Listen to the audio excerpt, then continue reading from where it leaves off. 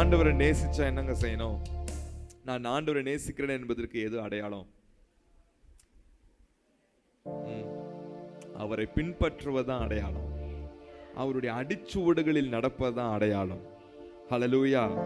ஒருவன் என்னை பின்பற்ற வர விரும்பினால் அவன் தன்னைத்தானே வெறுத்து தன் சிலுவையை சுமந்து கொண்டு என் பின்னே வர கடவன். அவர்கள் தான் சீஷர்கள் என்று அழைக்கப்படுவார்கள்.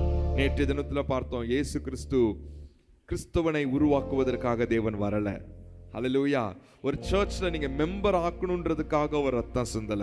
நீங்கள் சீஷனாகி இயேசு எப்படி உலகத்திற்கு வெளிச்சமாய் இருந்தாரோ அதே போல நீங்களும் இந்த உலகத்திற்கு வெளிச்சமாக்கும்படி ஹல்லேலூயா அவர் வந்தார். அதனாலதான் சொன்னார், நானே மெய்யான ஒளி. ஹல்லேலூயா. உலகத்திலே வந்து எந்த மனுஷனையும் பிரகாசிப்பிக்கிற மெய்யான ஒளி அவர்தான்.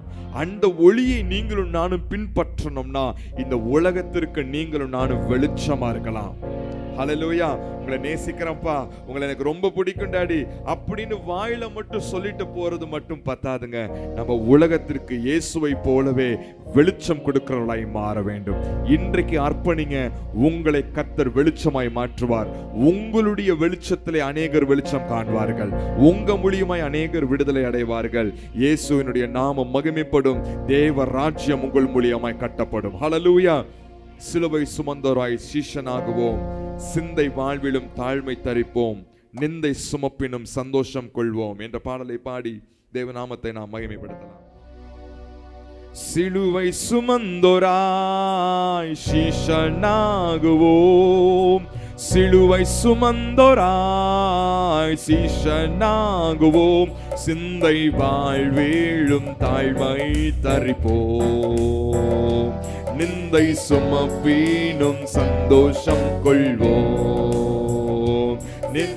வாழ்விலும் தாழ்மை தரிப்போம். நிந்தை சுமப்பினும் சந்தோஷம் கொள்வோம். இயேசு தாங்குவார், அவரே சுமப்பார், ஒரு போதும் கைவிடவே மாட்டார். இயேசு தாங்குவார், அவரே சுமப்பார், ஒரு போதும் கைவிடவே மாட்டார். ஹல்லேலூயா, ஹல்லேலூயா,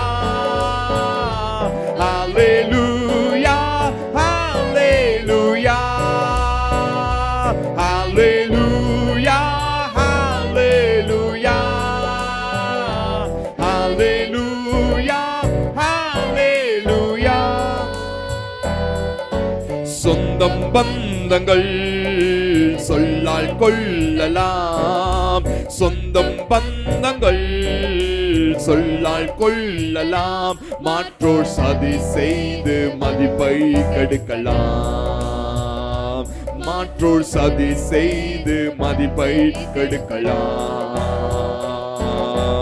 அவருக்காகவே அனைத்தும் இழந்தாலும் அதை மகிமை என்றெண்ணிடுவேன்.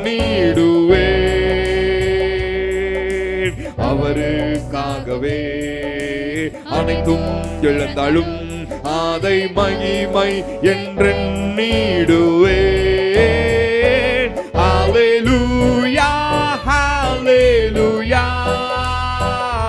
ஹல்லேலூயா, ஹல்லேலூயா, ஹல்லேலூயா. சத்தத்தை உயர்த்தி பாடலாமா?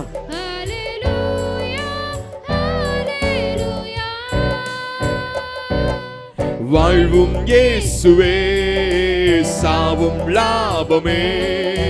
வாழ்வும் இயேசுவே, சாவும் லாபமே. அவர் பெருகவும் நான் சிறுகவும் வேண்டுமே. இயேசு பெருகவும் நான் சிறுகவும் வேண்டுமே. கிருபை தருகிறார், விருதாவாகிடேன், அதை நித்தமும் காத்து கொள்வேன். கிருபை தருகிறார், விருதாவாகிடேன், அதை நித்தமும் காத்து கொள்வேன். ஹalleluya ஹalleluya. ரெண்டு கரத்தை உயர்த்தி ஹalleluya ஹalleluya ஹalleluya ஹalleluya ஹalleluya ஹalleluya. சீசன் என்பவன் குருவை போலவே, சீசன் என்பவன் குருவை போலவே தனக்காய் வாழாமல் தன்னையும் தருவானே, தனக்காய் வாழாமல் தன்னையும் தருவானே. பரலோக சிந்தை கொண்டு உமக்காய் பாணி செய்வேன் நான் அனுதினமும். பரலோக சிந்தை கொண்டு உமக்காய் பாணி செய்வேன் நான் அனுதினமும். ஹalleluya ஹalleluya ஹalleluya ஹalleluya ஹalleluya ஹalleluya ஹalleluya. விண்ணை விட்டு என் கண்ணை அகற்றிடேன், விண்ணை விட்டு என் கண்ணை அகற்றிடேன். மண்ணின் வாழ்வாயும் குப்பைய எண்ணுகிறேன், மண்ணின் வாழ்வாயும் குப்பைய எண்ணுகிறேன். விண்ணின் வார்த்தைக்கு என்னை தருகிறேன், உண்மை உள்ளவன் என்றழைப்பீர். விண்ணின் வார்த்தைக்கு என்னை தருகிறேன், உண்மை உள்ளவன் என்றழைப்பீர். ஹalleluya ஹalleluya ஹalleluya ஹalleluya ஹalleluya ஹalleluya ஹalleluya ஹalleluya. 1 தீமோத்தேயு 4:1. ஆகிலும் ஆவியானவர் வெளிப்படையாய் சொல்லுகிறபடி பிற்காலங்களிலே மனசாட்சியில் சூடுண்ட பொய்யருடைய மாயத்தினாலே சிலர் வஞ்சிக்கிற ஆவிகளுக்கும் பிசாசுகளின் உபதேசங்களுக்கும் செவி கொடுத்து விசுவாசத்தை விட்டு விலகி போவார்கள். இது சபைக்கு தேவன் கொடுக்கிற ஒரு பெரிய தீர்க்க தரிசனம், ஒரு எச்சரிப்பு. ஹல்லேலூயா. நல்லா கொஞ்சம் கூர்ந்து கவனிக்கணும். அப்போஸ்தலனாகிய பவுல் தீமோத்தேயுக்கு எழுதும்போது தீமோத்தேயுக்கு சொல்லிக் கொடுக்கிறார், ஆவியானவர் மறைமுகமாய் பேசவில்லை, முத்திரை போட்டு பேசவில்லை, அடையாளங்களை வைத்து பேசவில்லை, வெளிப்படையாகவே பேசுகிறார். ஏன் வெளிப்படையாய் பேசுகிறார் என்றால், அப்படிப்பட்ட காரியம் பிரத்யட்சமாய் நடக்க போகிறது. அது ரொம்ப சீரியஸான மேட்டர். எனவே ஆவியானவர் வெளிப்படையாகவே பேசுகிறார், மறைப்பொருள் இல்லாமல் பேசுகிறார். அது என்னவென்றால், பிற்காலங்களிலே, அதாவது கடைசி காலத்திலே ஒரு காரியம் சம்பவிக்கும் என்று பேசுகிறார். அது என்ன காரியம் சம்பவிக்கும் என்றால், தேவனுடைய பிள்ளைகள் சபையிலே, தேவ சபையிலே ரட்சிக்கப்பட்டு ஆலயத்தில் நிற்கிற தேவனுடைய பிள்ளைகள் கடைசி காலத்தில் என்ன நடக்குமா, வஞ்சிக்கிற ஆவிகளுக்கும் பிசாசுகளின் உபதேசங்களுக்கும் செவி கொடுத்து விசுவாசத்தை விட்டு விலகி போவார்கள். எது விசுவாசம்? என் ஆண்டவர் எனக்காய் வந்தார், என் இயேசு எனக்காய் வந்து சிலுவையிலே அடிக்கப்பட்டு எனக்காய் ரத்தம் சிந்தி என்னை மீட்டெடுத்து என்னை சொந்த பிள்ளையாக என்னை மாற்றிருக்கிறார். இன்றைக்கு நான் என் தேவனாகிய கர்த்தரை அப்பா பிதாவே என்று அழைக்கிற அந்த புத்திர சுவிகாரத்தின் ஆவியை நான் பெற்றிருக்கிறேன். நான் பரலோக ராஜ்யத்திற்கு சொந்தக்காரனாய் மாறியிருக்கிறேன் என்ற அந்த விலையேறப்பெற்ற விசுவாசத்தை விட்டு விலகி போவதற்கு ஏதுவாக வஞ்சிக்கிற ஆவிகளுக்கும், அப்புறம் என்ன சொல்லப்பட்டிருக்கு, பிசாசுகளின் உபதேசங்களுக்கும் என்ன செய்வாங்களா, செவி கொடுப்பார்கள் என்பதை நீ ஞாபகம் வைத்துக்கொள் தீமோத்தேயு. அதற்கு ஏற்றாற் போல நீ ஜனங்களை வழிநடத்து, எச்சரித்து சொல்லு. ஆவியானவர் வெளிப்படையாய் இதை பேசுகிறார் என்று சபையில் எச்சரித்து சொல் என்று தீமோத்தேயுக்கு பவுல் எழுதுகிறார். நல்ல கவனிக்கணும். இயேசு கிறிஸ்து ஒரு தீர்க்க தரிசனம் உரைத்தார். என்ன உரைத்தார்? நோவாவின் காலத்திலே எப்படி நடந்ததோ அப்படியே மனுஷகுமாரனுடைய காலத்திலும் நடக்கும். நோவாவின் காலத்தில் என்ன நடந்தது? இப்படிப்பட்ட வஞ்சிக்கிற ஆவிகளும் இப்படிப்பட்ட பிசாசுகளின் உபதேசங்களும் அந்த நாளிலே பெருகி இருந்தது. அந்த நாளிலே ஏராளமான பாவங்கள் பெருகி இருந்தது. இந்த பிசாசுகளுடைய கிரியைகளினாலே அது நடந்தது. எனவே தேவன் இந்த பூமி அனைத்தின் மேலும் கோபம் பூண்டவராகி அந்த பூமியை நியாயம் தீர்த்து அழித்தார் என்று நம்ம எல்லாருக்கும் தெரியும். ஹல்லேலூயா. அதிலே பிடிபட்ட அத்தனை ஜனங்களையும் கர்த்தர் அழித்தார். ஆனால் நோவாவுக்கோ கர்த்தருடைய கண்களில் கிருபை கிடைத்து அவனும் அவனுடைய குடும்பம் தவிர வேறு யாரும் காப்பாற்றப்பட முடியவில்லை. அவர்கள் காப்பாற்றப்பட்டார்கள். ஹல்லேலூயா, ஹல்லேலூயா. சோ ஆண்டவருடைய கோபாக்கினை வருவதற்கு இந்த பிசாசுகளுடைய உபதேசம் காரணமாக இருந்தது. இந்த வஞ்சிக்கிற ஆவிகளுடைய செயல்பாடுகள் காரணமாக இருந்தது. அந்த வஞ்சிக்கிற ஆவிகளுக்கு அவர்கள் இடம் கொடுத்து நான் செய்வது சரியே, எனக்கு இது பிடித்திருக்கிறது என்று சொல்லி நடந்து நடந்து நடந்து தேவ கோபாக்கினைக்கு ஆளானார்கள். அல்லேலூயா. அதே போல இயேசு சொல்லுகிறார், அன்றைக்கு நோவாவின் காலத்திலே நடந்தது போல பின்வருகிற மனுஷகுமாரனுடைய காலத்திலும் நடக்கும். அப்பொழுது தேவனுடைய கோபாக்கினை பூமிக்கு வரும் என்று கர்த்தர் சொல்லியிருக்கிறது போல வெளிப்படையாக இப்பொழுது ஆவியானவர் பேசுகிறார். அந்த காலம் வந்துவிட்டது. அந்த காலம் வந்துவிட்டது என்பதற்கு எது அடையாளம் என்று கேட்டால் இந்த வஞ்சிக்கிற ஆவிகளும் இந்த பிசாசுகளின் உபதேசமும் பெருகிவிட்டது. அல்லேலூயா. ஆரம்பங்களில் இல்லை, ஆனால் இப்பொழுது பெருகி இருக்கிறது. இப்பொழுது பெருகி இருக்கிறது. இதே ஆவிகள் தான் நோவாவின் காலத்தில் செயல்பட்டது. அன்றைக்கு கர்த்தர் அவர்களை சிறைப்படுத்தி வைத்திருந்தார் என்று தீர்க்க தரிசனம் எழுதியிருக்கிறார்கள். நோவாவின் காலத்தில் அப்படிப்பட்ட ஆவிகளை கர்த்தர் என்ன பண்ணாராம்? சிறைப்பிடித்து வைத்திருந்தாராம். ஆனால் கடைசி காலத்தில் தேவன் அதை ரிலீஸ் பண்ணுகிறார். ஏன் தெரியுமா? உண்மை உள்ளவன் யார் என்று செக் பண்ணுவதற்காக. கவனிக்கிறீங்களா? ரொம்ப முக்கியமான ஒரு செய்தி, ரொம்ப முக்கியமான ஒரு செய்தி. நீங்கள் காது கொடுத்து நல்ல கவனிக்க வேண்டும். இன்றைக்கு தேவ பிள்ளைகளையே விழத்தள்ளுவதற்காக தான் இப்படிப்பட்ட ஆவிகள் மிக தீவிரமாய் செயல்பட்டு கொண்டிருக்கிறது. நேரடியாக வந்து நீ தேவனை விட்டு விலகு, நீ விசுவாசத்தை விட்டு விலகு என்று சொன்னால் நீங்கள் யாரும் விலக மாட்டீர்கள். ஆனால் வஞ்சகத்தின் மூலியமாய் மறைமுகமாய் உங்களுக்கு புரியாத காரியங்களை பற்றி பேசி அதை பயங்கரமான ஒரு பெரிய பிம்பப்படுத்தி காண்பிக்கும் பொழுது உங்களை அறியாமல் நீங்கள் அதில் விழுந்து விடுகிறீர்கள். நீங்கள் உங்களை அறியாமல் விசுவாசத்தை விட்டு விலகி போய் இயேசுவை மறுதலிக்கிற காலங்கள் வந்திருக்கிறது. கடந்த நாட்களிலே நான் என்னோட வீட்டிலே மனைவியோடு பேசிக் கொண்டிருந்தேன். சபையிலே ஒரு காலத்திலே அபிஷேகத்திலே துள்ளி குதித்து ஊழியத்திலே ஆண்டவருக்காக பயங்கரமாய் செயல்பட்ட அநேகர் நம்மளுடைய சபையில் இருந்தார்கள். ஆனால் இன்றைக்கு விக்கிரக கோவில்களுக்கு போய் போட்டோ எடுத்து ஸ்டேட்டஸ்ல வைக்கும் பொழுது இருதயம் பதறுகிறது, வலிக்கிறது. இவர்களுக்கு தேவன் கொடுத்த அபிஷேகத்தை வீணாக்கி விட்டார்கள். இயேசு சிந்தின ரத்தத்தை அவர்கள் காலிலே போட்டு மிதித்து விட்டு இன்றைக்கு விக்கிரகங்களுக்கு முன்பதாக அது எவ்வளோ சந்தோஷமா போட்டோ எடுத்து ஸ்டேட்டஸ்ல போடும்போது வலிக்கிறது. நீங்களும் வழி விலகுவதற்கு ஏதுவான சில பிசாசின் உபதேசங்கள் மனிதர் வழியிலே வந்து கொண்டிருக்கிறது. ஜாக்கிரதையாயிருங்கள். ஹல்லேலூயா, ஹல்லேலூயா. நல்ல கவனிங்க. எது பிசாசின் உபதேசம்? எது பிசாசின் உபதேசம்? எது வஞ்சிக்கிற ஆவியினுடைய உபதேசம்? கூர்ந்து கவனிங்க. ஒரு 2-3 எக்ஸாம்பிள்ஸை மட்டும் நான் டக்கு டக்குன்னு சொல்லிட்டு நான் சரியான நேரத்திற்கு நான் முடிக்க விரும்புகிறேன். ஹல்லேலூயா.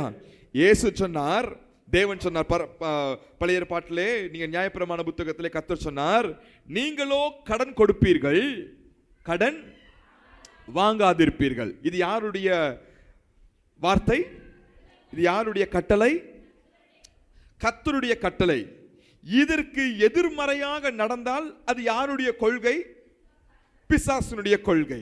இப்ப பிசாசு வந்து இல்ல நீ கடன் வாங்கலாம், நீ வட்டிக்கு கடன் வாங்கி நீ என்ன வேணாலும் செய்யலாம் அப்படின்னு சொன்னா நீங்க என்ன செய்ய மாட்டீங்க? சொல்லுங்க, வாங்க மாட்டீங்க. ஹல்லேலூயா, ஆமா தானே? ஆனால் இஎம்ஐ என்ற பெயர்ல வரும்பொழுது அங்க வந்தானே உங்களுக்கு அது ஏதோ ஒரு மார்க் என்னமோ நம்பர் சொல்லுவாங்க. அது என்ன நம்பரு? சிபிலா, சிபில் ஸ்கோரா, சிபில் ஸ்கோர். ஓகே, இந்த சிபில் ஸ்கோர் உங்களுக்கு சூப்பரா இருக்கு. ஒவ்வொரு நாள் ஃபோன் வருதா உங்களுக்கு? உங்களுக்கு ஐசிஐசிஐ பேங்க்ல இருந்து உங்களுக்கு இத்தனை லட்சங்கள் லோன் நாங்கள் கொடுக்குறோம், நீங்கள் வாங்கி நீங்கள் வீடுகளை கட்டி நீங்கள் 5 வருடத்திற்கு பின்பு நீங்கள் என்ன கொடுக்கலாம்? நீங்க வட்டிகளை கொடுக்கலாம். அதுக்கப்புறம் இன்னைக்கு கிரெடிட் கார்ட்ஸ் எவ்வளவு வந்திருக்கு. இன்னைக்கு அநேக வாலிப பிள்ளைகள் செல்போன் மூலியமா அன்ஆத்தரைஸ்ட் லோன் கொடுக்கக்கூடியவர்களிடத்தில் மாட்டி உயிர் விட்ட டாக்டர்ஸ் எனக்கு தெரியும். ஹல்லேலூயா. அந்த லோனை கட்ட முடியாம அவங்களுடைய போட்டோஸை பப்ளிக்ல ரிலீஸ் பண்ணி பேரை கெடுத்து அவர்களை மார்பிங் பண்ணி அசிங்கப்படுத்தி எத்தனையோ பேர் எனக்கு தெரியும், என்னுடைய நண்பர்கள் எனக்கு தெரியும். ஹல்லேலூயா. அப்போ ஆண்டவர் கடன் வாங்காதன்னு சொன்னார்னா இவன் சொல்றான் கடன் வாங்கலாம். ஆனா கடன் வாங்கலான்றத நேரடியா சொல்லாம EMI, CIBIL score, credit card, அப்படி இப்படி நிறைய உபதேசங்களை உள்ளே புகுத்தும் போது உங்களை அறியாமல் நீங்கள் மாட்டிக்கொள்ளுகிறீர்கள். மாட்டுகிறதை தாண்டி வசனம் சொல்லி இருக்கிறது, கடன் வாங்கினவன் கடன் கொடுத்தவனுக்கு, கடன் வாங்க வேண்டும் என்று சொன்ன அந்த கொள்கையை கொடுத்தவன் யாரு? ஆட்டோமேட்டிக்காவே நம்ம யாருக்கு அடிமையாடுறோம்? ஹல்லேலூயா. உங்களை அறியாமல் நீங்கள் மாட்டிக்கொள்ள ஆரம்பிக்கிறீர்கள். உங்களை அறியாமல் அதில் சிக்கிக்கொள்ள ஆரம்பிக்கிறீர்கள். ஒருவேளை நீங்கள் இப்படிப்பட்ட காரியத்தில் தெரியாமல் மாட்டிக்கொண்டு ஒருவேளை நீங்கள் சிக்கி தவித்து அடிமைகளாய் இருப்பீர்கள் என்றால் இன்றைக்கு இரட்சகரை நோக்கி பாருங்கள், அவர் உங்களை விடுதலையாக்க முடியும். ஹல்லேலூயா. அவர் உங்களை விடுதலையாக்க கூடும். நிச்சயம் அவர் உங்களுக்கு உதவி செய்வார். நிச்சயம் அவர் உங்களை பெரிய காரியத்திலிருந்து விடுதலையாக்குவார். இன்றைக்கு வாலிபர்களை இந்த பிசாசுகளுடைய உபதேசம் அல்லது வாலிபர்களை இந்த வஞ்சிக்கிற ஆவியினுடைய உபதேசங்கள் உள்ளே அவர்களுக்கு தெரியாமல் உள்ளே புகுந்து பலவிதமான காரியத்தை கெடுத்து கொண்டிருக்கிறார்கள். ஆமாவா இல்லையா? ஆமாவா இல்லையா? இன்றைக்கு ஒரு காலத்துல வெறும் காதல் என்ற ஒரு விஷயம் மட்டும்தான் இருந்துச்சு பிரச்சனையா. ஆனா இன்றைக்கு காதல்ன்ற ஒரு விஷயம் மட்டும் பிரச்சனையா இல்ல. இன்னைக்கு யாரோட காதலிக்கிறான்றது ஒரு பெரிய பிரச்சனையா இருக்குது. ஒரு ஆண் இன்னொரு ஆணோட காதலிக்கிறது இன்னைக்கு ஒரு பெரிய ப்ராப்ளமா மாறி இருக்கு. இன்னைக்கு இருக்கிற பிரச்சனை அது. ஆமா தானே? ஆமாவா இல்லையா? இந்த கொள்கையை உள்ள கொண்டு வந்தது யாரு? இந்த உபதேசத்தை இந்த உலகத்துக்குள்ள விதைச்சது யாரு? இன்றைக்கு பிரியமானவர்களே, ஒருவேளை அறியவில்லை என்றால் நீங்கள் அறிந்து கொள்ளுங்கள், இப்படிப்பட்ட உபதேசத்தை சபைக்குள்ளேயும் புகுத்த பார்க்கிறார்கள். ஏராளமான மேலை நாட்டு fathers, மேலை நாட்டு priest, மேலை நாட்டு pastors இப்படிப்பட்ட திருமணங்களையே செய்து வைக்க ஆரம்பிக்கிறார்கள். இப்படிப்பட்ட கொள்கையில் மாட்டிக்கொண்டு முழிக்கிறார்கள், அடிமையாகுகிறார்கள். நீங்க அது மட்டும் பிரச்சனை இல்ல. ஒருத்தனை லவ் பண்றா, இந்த பக்கம் ஒருத்திய பாய் பெஸ்டின் ஒருத்திய வச்சுக்கிறா. ஒரு பக்கம் திருமணம் ஆகவில்லை ஆனா லிவிங் டுகெதர்ல இருக்கிறாங்க. இதெல்லாம் ஒரு பிரச்சனை அப்படின்னு பார்த்தா இதை விட இன்னொரு பிரச்சனை தலை தூக்கி எழுப்புது. LGBTQ+ என்னென்னமோ ஏபிசில எல்லா லெட்டரையும் போட்டு அந்த ஒவ்வொரு லெட்டருக்கு பின்னாடி ஒவ்வொரு அருவருப்புகள் உள்ளே நுழைந்திருக்கிறது. இது அத்தனையும் என்ன தெரியுமா? இது சாத்தானுடைய கொள்கையாய் இருக்கிறது. நல்ல கவனிங்க, நான் இன்னொரு முக்கியமான விஷயத்தை சொல்றேன். இப்ப ரீசெண்டா நீங்க ஒரு பெரிய உலகளாவிய ஒரு நியூஸ் ரொம்ப ஃபேமஸ் ஆகி வந்துட்டு இருக்குது. எபிஸ்டைன் ஃபைல்ஸ் என்ற அந்த ஒரு பெரிய நியூஸ் வந்துட்டு இருக்கு. அதுல ரீசெண்டா வந்த பெரிய தகவல் என்ன அப்படின்னு கேட்டீங்கன்னா, குழந்தைகளை பலி கொடுத்தார்களாம். அந்த இடத்துல பாகால் என்கின்ற ஒரு பெரிய சிலையை வைத்து அந்த சிலைக்கு பலி கொடுத்தார்களாம், ரத்த பலி கொடுத்தார்களாம், குழந்தைகளை பலி கொடுத்தார்களாம். அந்த பாகால் என்ற அந்த ரிலிஜனை அது அழிக்கப்பட்டு அது எத்தனையோ வருடங்கள் ஆகிவிட்டது. அந்த அமெரிக்கா தேசம் என்பது எல்லாவற்றிலும் பெருகிற்கு. ஆனால் பண்டைய கால ஒரு மதத்தில் இருந்த ஒரு கடவுளை இப்பொழுது கொண்டு வந்து அதற்கு இரத்த பலி, அதுவும் குழந்தைகளுடைய இரத்த பலிகளை செலுத்திக் கொண்டிருக்கிறார்கள். இதிலிருந்து பிரியமானவர்களே, நீங்கள் யாவரும் அறிந்து கொள்ள வேண்டியது, அன்றைக்கு கட்டப்பட்ட ஆவிகள் இன்னைக்கு கட்டவிழ்க்கப்பட்டிருக்கிறது. உபதேசங்கள் உள்ளே நுழைகிறது. ஜாக்கிரதையாக இருக்க வேண்டும். ஹல்லேலூயா. ஆண்களுக்கு என்ன தெரியுமா? வாலிபர்களுக்கு இந்த பிரச்சனை. ஆண்களுக்கு என்ன தெரியுமா? வளர்ந்த ஆண்களுக்கு என்ன தெரியுமா பிரச்சனை? கொள்கை பிரச்சனை. என்ன பிரச்சனை சொல்லுங்க? விசுவாசிக்கிறது இயேசுவை, ஆனால் பிடிச்சு வாழ்றது வேற கொள்கை. நீங்க எந்த கொள்கையின் அடிப்படையில் வாழ்றீங்கன்றது ரொம்ப முக்கியம். அது தேவனுடைய கொள்கையா, அது தேவனை சார்ந்த கொள்கையா, வேதத்தை சார்ந்த கொள்கையா என்பதை நீங்கள் கவனிக்க வேண்டியது ரொம்ப முக்கியம். ஆண்கள் இப்படிப்பட்ட வஞ்சகத்தில் விழுந்துருவாங்க. ஏன்னா ஆண்களுக்கு கொள்கைன்ற வார்த்தை ரொம்ப பிடிக்கும். ஆமா தானே? பிடிக்கும் தானே? ஆண்களுக்கு பிடிக்கும் தானே? ஹல்லேலூயா. தம்பியை வெளியில கூட்டு போய் விளையாடுவா. ஆமாவா இல்லையா? ஆமா. குழந்தைகளுக்கு எதிர தெரியுமா பிரச்சனை? இன்னைக்கு அவங்க அவங்க அவங்க பார்க்கிற கார்ட்டூன்ஸ், அவர்கள் பயன்படுத்துகிற வாட்டர் கேன்ஸ், அவர்கள் பயன்படுத்துகிற ட்ரெஸ், அவர்கள் கொண்டு போகிற ஸ்கூல் பேக்ஸ், அவர்கள் வாங்குகின்ற ஷூ, அவங்க யூஸ் பண்ற டாய்ஸ், இது அத்தனையிலையும் நீங்க ஆழமா கவனிச்சு பாருங்க. உங்க பிள்ளை என்ன டாய் வச்சு விளையாடுறான்றத கவனிங்க. என்ன பிக்சர் இருக்கிற ஷூவை வாங்கி தரீங்க, என்ன பிக்சர் இருக்கிற பேக் வாங்கி தரீங்க, என்ன படம் போட்டு இருக்கிற ட்ரெஸ் வாங்கி தரீங்கன்றத கவனிங்க. இன்னைக்கு கூகுள்ல நிறைய அப்டேஷன் வந்திருக்கு. நீங்க போட்டோ அந்த அந்த அந்த டாயை போட்டோ எடுத்து அது என்னன்னு போட்டீங்கன்னா வரும். எங்க வீட்டுக்கு அப்படி ஒன்று வந்துச்சு. நான் போட்டோ எடுத்து பார்த்தேன். அது போட்டிருக்கு, அது மான்ஸ்டர், அது ஒரு பொல்லாத ஆவியினுடைய பிக்சர். ஹல்லேலூயா. அது எவ்வளவு காசுன்னா நான் பார்க்கல. இமீடியட்டா அந்த டாயை நான் வெளியே தூக்கி போட்டேன். நூதனமாய் பிள்ளைகள் வழியாய் குடும்பத்திற்குள் இப்படிப்பட்டதான ஆவிகளுடைய உபதேசங்கள் உள்ளே நுழைய பார்க்கிறது. பெண்களுக்கு என்ன தெரியுமா பெரிய பிரச்சனை? யாரு சொன்னாலும் நம்பிடுவாங்க. யாரு சொன்னாலும் அது அவங்களுடைய, நான் குற்றப்படுத்துகிறேன்னு நினைக்க கூட, இது அவங்களுடைய இயல்பு, இது அவங்களுடைய நேச்சர். அவங்க ஆர்கானிக்காவே அப்படிதான் யோசிக்கிறாங்க. முதல்ல அந்த பாம்பு பேசணும் போது அப்படியே நம்பி ஆமாங்க பிரதர்னு சொன்னது யாரு? கொஞ்சம் பேசுங்க. அதமா ஏவாளா? நல்ல கவனிக்கணும், நல்ல கவனிக்கணும். மனைவிமார்கள் எப்பொழுதுமே கணவனோடு இணைந்து இருக்க கற்றுக்கொள்ளுங்கள்.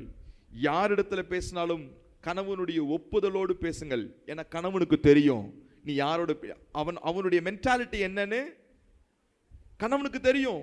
அல்லது வீட்டில் அப்பாவுக்கு தெரியும், அல்லது வீட்டில் அண்ணனுக்கு சகோதரருக்கு தெரியும். ஏன்னா ஒருத்தன் இதமாய் பேசினால் அவனை முழுவதுமாய் நம்பக்கூடிய இருதயம் யாருக்கு இருக்கு? இருக்கு. அதை நம்ம ஒத்துக்கொள்ள வேண்டும். இப்படிப்பட்ட இந்த வீக்னஸ், ஒவ்வொருத்தருக்கும் ஒவ்வொரு வீக்னஸ் இருக்கு இல்லையா? ஒவ்வொரு வீக்னஸையும் அவன் பிடிச்சுக்கிட்டு இவனுடைய உபதேசத்தை உள்ள நுழைக்கிறான். ஹல்லேலூயா. ஒருவேளை இப்பொழுது பேசிக்கொண்டிருக்கிற ஒரு சில காரியத்தில் ஒருவேளை நீங்கள் மாட்டி இருக்கலாம். இது நான் ரொம்ப சிம்பிளா ஒரு 4 பாயிண்ட் தான் சொல்லியிருக்கிறேன். ஏராளமான காரியங்கள் இருக்கு. எல்லாவற்றையும் சோதித்து பார்ப்பது நமக்கு அவசியமாக இருக்கிறது. எப்படி சோதிச்சு பார்க்கணும்? வேத வசனங்களை கொண்டு மட்டும் தான் சோதிக்க முடியும். அதுக்கு தான் நீங்க பைபிள் படிக்கணும்ன்றது. நீங்க பைபிள் படிக்காம நான் பண்றதெல்லாம் கரெக்ட், யோசிக்கிறது கரெக்ட், செய்யறது கரெக்ட், கல்யாணம் பண்றது கரெக்ட், அது கரெக்ட், இது கரெக்ட், இவனை கல்யாணம் பண்றது கரெக்ட், இந்த வேலையை பார்க்கறது கரெக்ட், அந்த இடத்துக்கு போறது கரெக்ட்னு நீங்களாகவே தீர்மானம் பண்ணிக்கிட்டே இருந்து இவனுடைய உபதேசத்திற்குள் சிக்கு விடாதீர்கள். அது கடைசி காலத்தில் அந்த ஆவிகள் கட்டவிழ்க்கப்பட்டிருக்கிறது. ஹல்லேலூயா. எனவே இதுல இருந்து விடுதலை பெறணும்னா ஒண்ணு மட்டும்தான். ஒரு வசனத்தை வாசிக்கலாம். யோபுவின் புத்தகம் 1வது அதிகாரம். சீக்கிரம் எடுங்க. யோபுவின் புத்தகம் 1வது அதிகாரம் 5வது வசனத்தை வாசிக்கலாம்.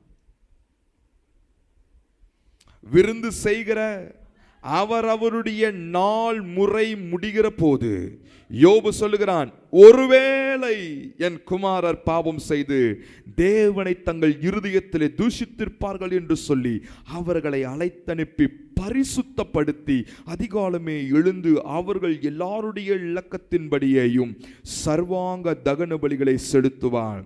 இந்த பிரகாரமாக யோபு அந்நாட்களெல்லாம் செய்து வருவான். ஹல்லேலூயா. அந்த நாட்கள்ல இந்த ஆவி கிரியை செஞ்சுச்சு. இந்த நாட்கள்ல அந்த ஆவி இப்ப கிரியை செய்ய ஆரம்பிச்சிருக்கு. அன்றைக்கு விடுதலையாக்குனதும் பலி மட்டும்தான். இன்றைக்கும் சபையை விடுதலையாக்குவது பலி மட்டும்தான். ஹல்லேலூயா. அன்றைக்கு ஆட்டுக்கடாக்களின் ரத்தத்தை தேவனுக்கு செலுத்தினார்கள். இன்றைக்கு ஆட்டுக்குட்டியானவருடைய ரத்தம் செலுத்தப்பட்டிருக்கிறது. சிலுவையிலே நம் இயேசு நமக்காய் ரத்தம் சிந்திருக்கிறார்.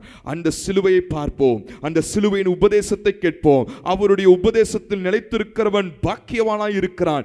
ஏனென்றால் இப்படிப்பட்ட பொல்லாத ஆவிகளுடைய வஞ்சகத்திலிருந்து, இப்படிப்பட்ட பொல்லாத ஆவிகளுடைய அந்த உபதேசத்திலிருந்து நீங்கள் தப்புவிக்கும்படிக்கு இயேசு கிறிஸ்துவின் ரத்தமும் அவருடைய உபதேசமும் மட்டும்தான் உங்களை விடுதலையாக்கும். சத்தியத்தை அறிவீர்கள், சத்தியம் உங்களை விடுதலையாக்கும் என்ற வசனத்தின்படி அவருடைய ரத்தம் தான் உங்களை இருதயத்தையும் ஆத்மாவையும் பாதுகாத்துக் கொள்ள முடியும். இப்படிப்பட்ட ஆவிகளை ஜெயிக்க வேண்டும் என்றால் இயேசுவின் ரத்தம் நமக்கு தேவை.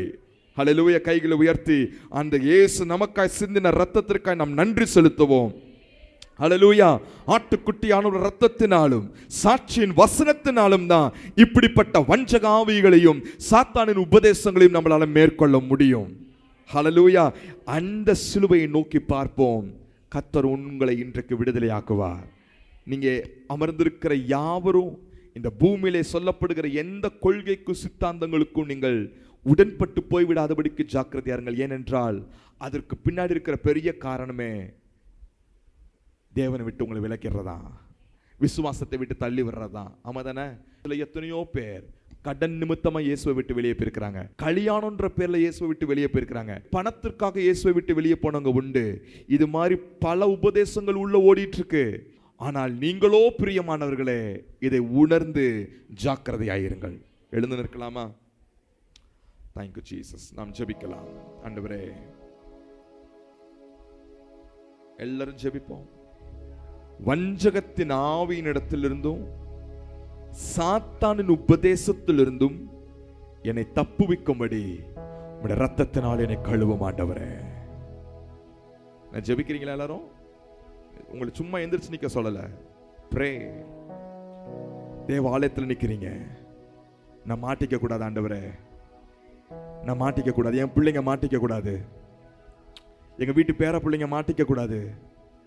இந்த கொள்கையில மாட்டிக்க கூடாது. உலகத்தின் சித்தாந்தங்கள்ல மாட்டிக்க கூடாது. பிசாசுகளின் உபதேசத்துல நான் மாட்டிக்க கூடாது.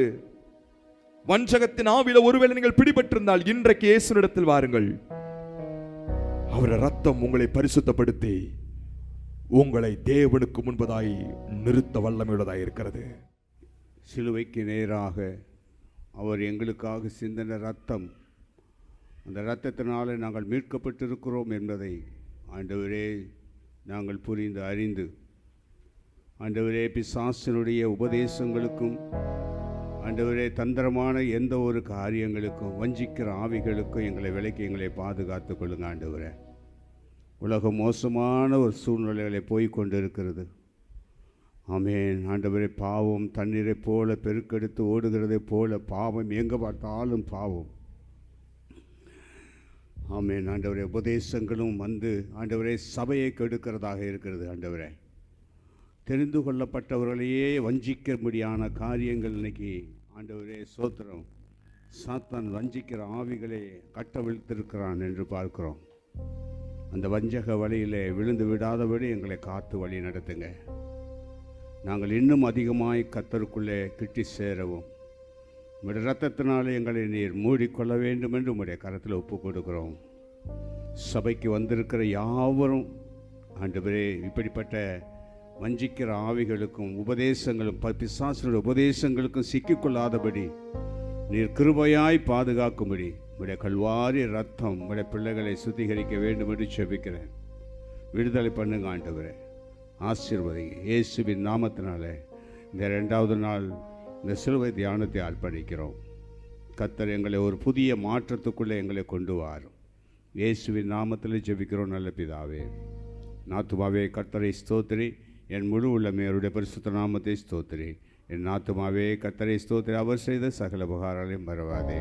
ஆமென். Praise the lord. கர்த்தர்